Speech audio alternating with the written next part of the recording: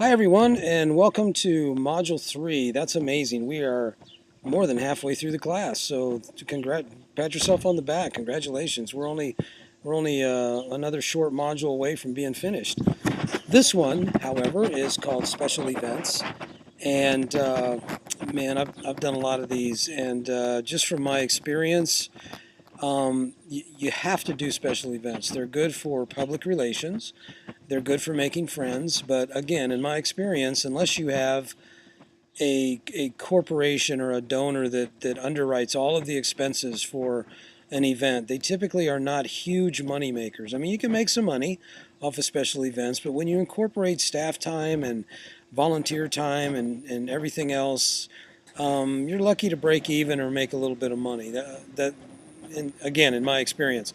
But you can make some really good long-term friends with special events, and that's why you really have to do it. You really have to put them on. So I think that it's good to bring in new people with special events so you can move up your kind of ladder of fundraising effectiveness, and I'm going to talk about that in a minute. But yes, special events are great to do. I want to touch a little bit on the different styles of writing.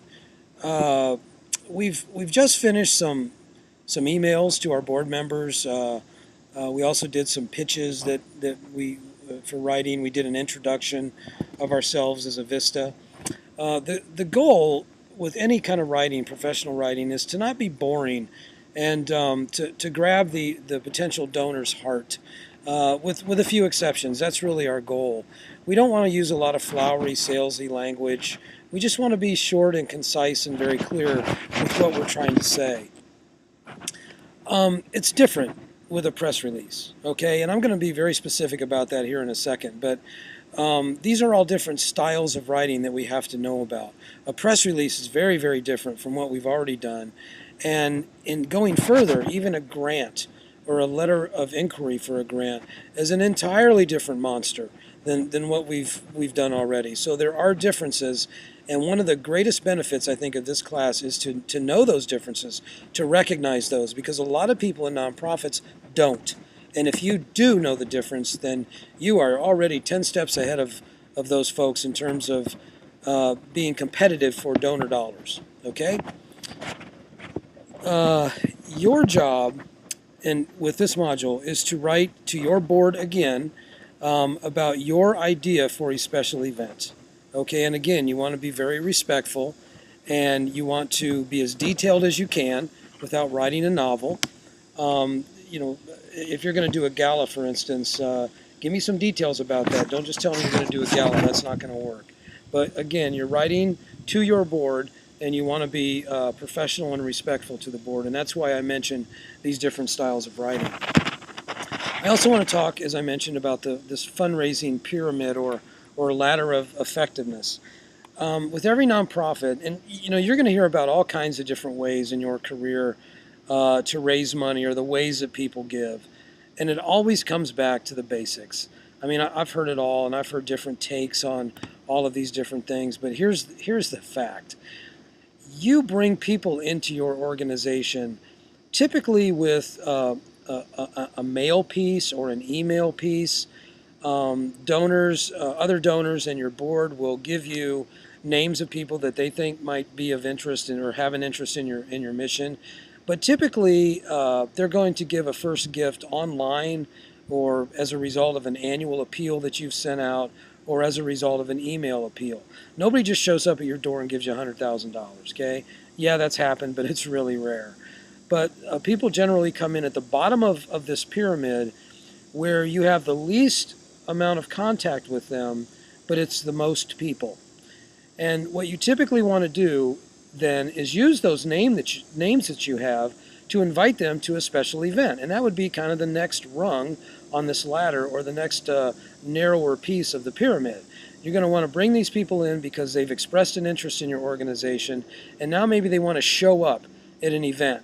And that is your great opportunity to shake their hand and say, hey, thanks for giving to us, and thanks for being at this special event. We appreciate your support. What typically happens then is that they show up again for other events, or they continue to give online or through your annual appeals. I apologize for the airplane. But you keep them engaged somehow. And then at the tip of your pyramid, other than grants are also in this pyramid and probably the next step up, but they're more of a business relationship. At the tip of your pyramid are two things: major gifts and planned gifts. And a major gift is typically a sit-down, face-to-face meeting, or more likely several meetings, with one of these individuals that has come up your pyramid or come up your ladder of effectiveness, and now you want to ask them perhaps for that $100,000 gift.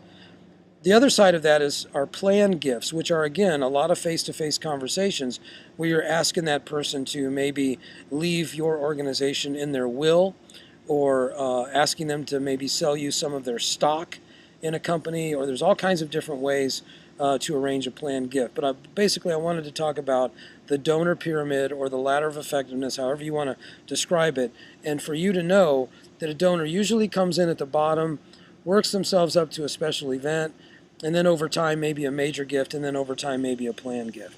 That's how it works. So that's one of the reasons why we have special events in our planning here.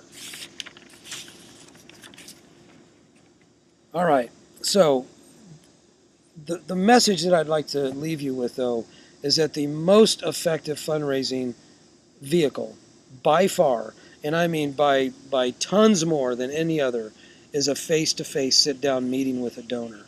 And that really comes at any level. Whenever you can do that with anybody, that's what you should do. And that's why these pitches are so important. And that's why it's important to tell stories that grab hearts.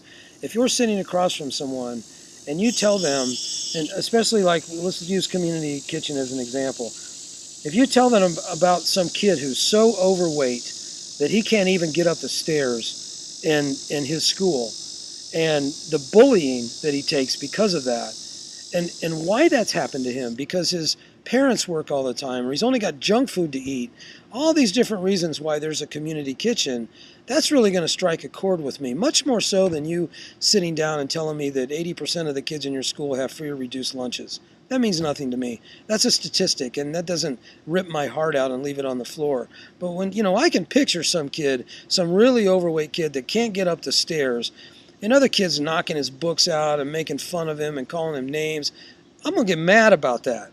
And that's what you're trying to do, is strike some sort of emotional chord in me so that I have a reaction, whether it's sad or angry or whatever. But then I'm going for my wallet, and I'm going to give you money so that we can stop this nonsense.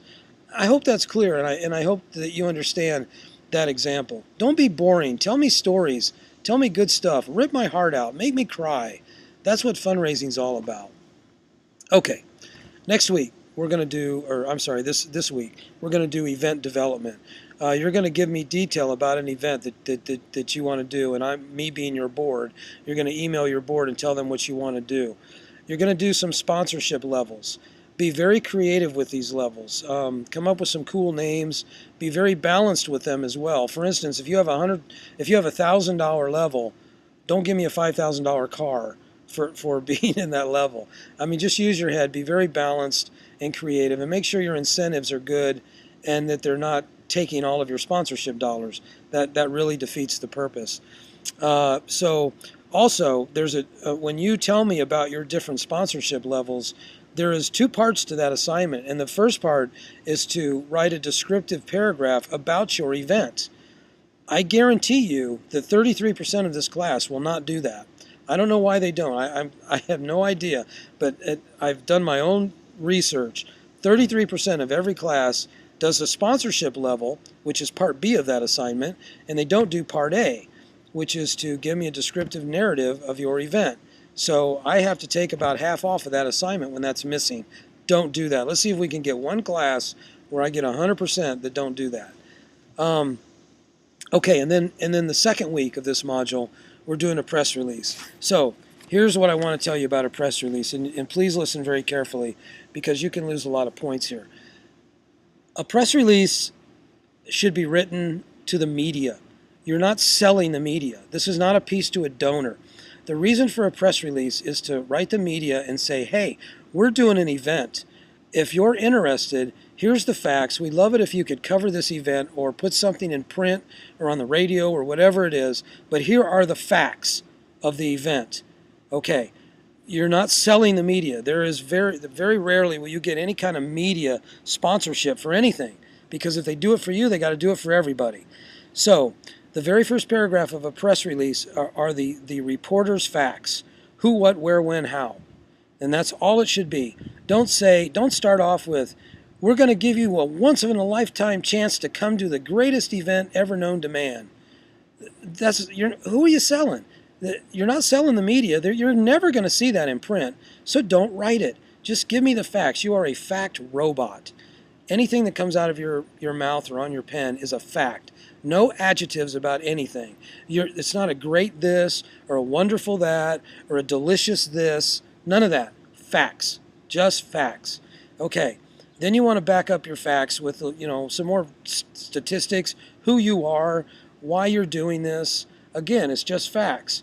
And then at the end of the press release, you stick in a little paragraph, 3 to 4 sentences about the community kitchen, because you can't assume that the media knows who you are. So you tell them a little bit about who you are. But in the middle of all this is a quote. Now, here's where you can get away with being wild and crazy with what you want to say. If you want to tell me about the delicious meals you're going to have, or the great kids that are going to be there, or the once-in-a-lifetime experience that I'm going to have, then have somebody quote that. So you can say anything you want in quotations. Judy Reimer, the executive director of Community Kitchen, said, hey, the meals we cook are going to knock your socks off. They're going to be so great. You're going to want to come back for more because this is a once-in-a-lifetime deal, and I'm getting wild and crazy because I'm the executive director. Unquote, says Judy Reimer, or whatever. And then you go right back into fact robot status, okay? But do not say that kind of stuff as you being the writer. That's not what a press release is. A press release is facts to the media. You're not selling the media. You're just telling them about what's going on. But you have this great little outlet in a press release for somebody that you quote, Billy Bob the mayor or this expert in kid nutrition or whoever it is. They can say whatever they want, and they can be crazy if they want. That's in a quote, okay? So I hope that's clear. Anyway, again, this is Module 3, and if you have any questions about anything, you know how to get me by now. If you're having any technological issues, please let me know. After this module is Module 4, and that's grants, and then we're going to learn about an entirely different way to write. So there's all these different styles that we need to be familiar with, because as I said, if you are, then you'll be way ahead of everybody else in this field who represents your competition. Okay, thanks everybody. Have a great 2 weeks. I'll see you for Module 4. Take care.